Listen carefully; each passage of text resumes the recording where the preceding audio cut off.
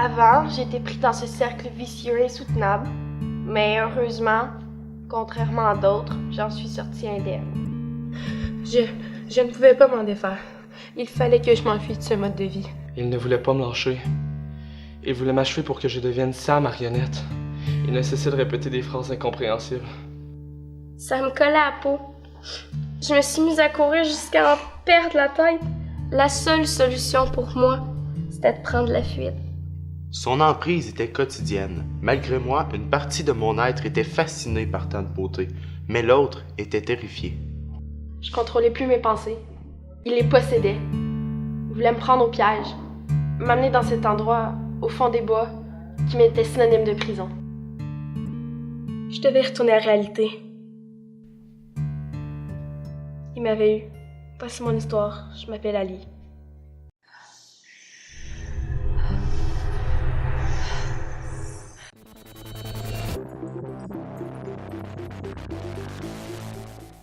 Bonsoir, ici Anne-Marie Lemay, bienvenue au Canal 4.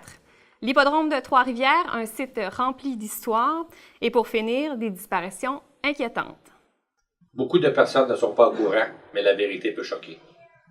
Mesdames et messieurs, bonsoir. Dans les années 40, 717 Allemands et nazis furent emprisonnés ici dans notre municipalité sur le site de l'hippodrome de Trois-Rivières.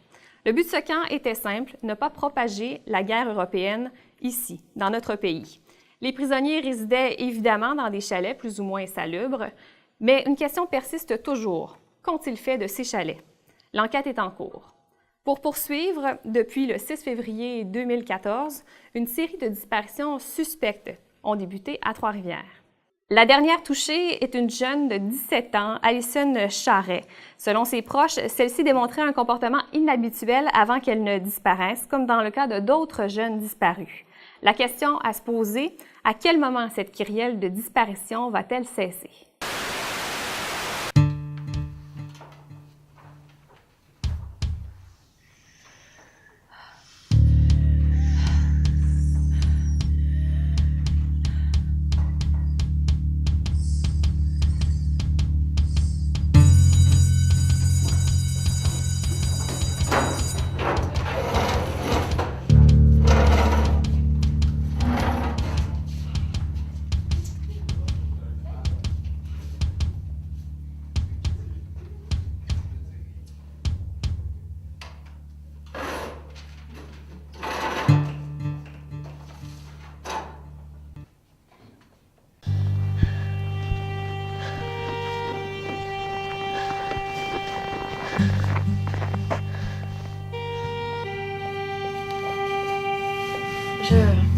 Je ne te reconnais plus.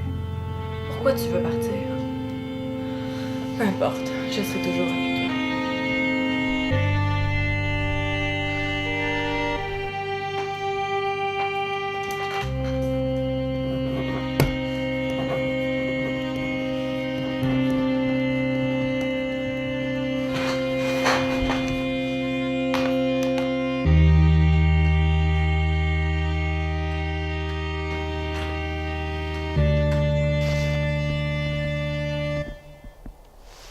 Chloé!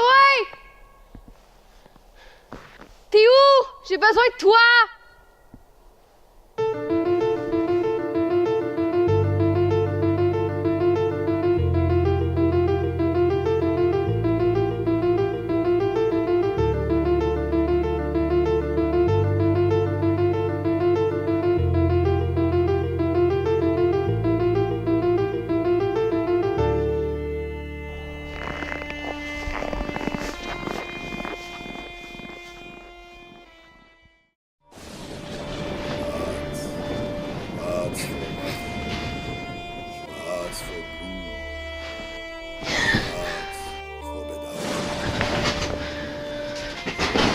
Hé Ali, calme-toi, qu'est-ce qui se passe?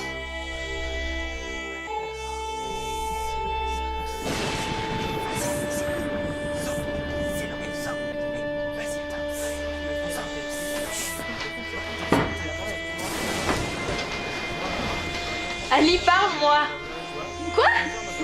Ali, regarde-moi, s'il te plaît!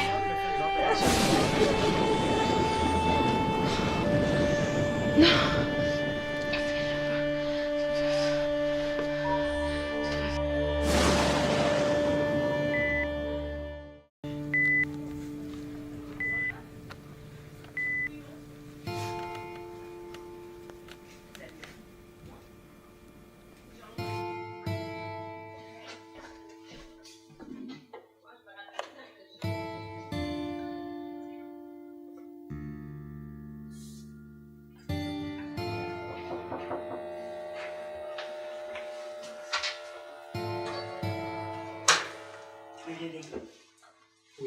Attention, t'as pas fragile. Et t'as une touché. Mademoiselle, ça va bien? Est-ce qu'on se souvient de quelque chose? Je veux la voir. Il y avait personne avec vous. Il y avait quelqu'un. Pardon? Oui, là, Chloé! Chloé, dis-lui! Je ne pourrais expliquer comment l'esprit m'a pris entre ses griffes. Lorsqu'il m'a interpellé, tout a dérapé. Je n'étais plus moi-même. Ma vie baignait par l'intermédiaire de mes illusions. Au moins, Chloé était là quand j'avais des moments d'angoisse. Mais malheureusement, elle repartait. J'avais l'impression qu'elle était la seule qui pouvait comprendre. C'est ainsi que termina l'histoire de la jeune Alison Charret, 17 ans. Dans le temps de la Seconde Guerre mondiale, se trouvait un camp de concentration sur le site de l'hippodrome de Trois-Rivières.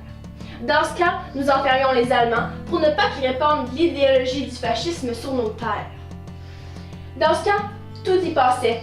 Les Allemands, des innocents, des nazis. Mais qu'est-ce qui advenait des personnes qui restaient dans la prison?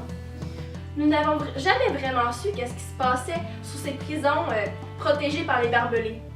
À la fermeture du camp, les chalets disparurent aussi vite qu'ils furent arrivés. Ils disparurent sans laisser de traces.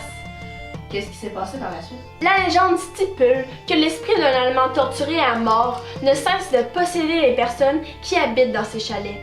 Nous constatons que les personnes qui se font posséder s'apparentent à des symptômes de schizophrénie.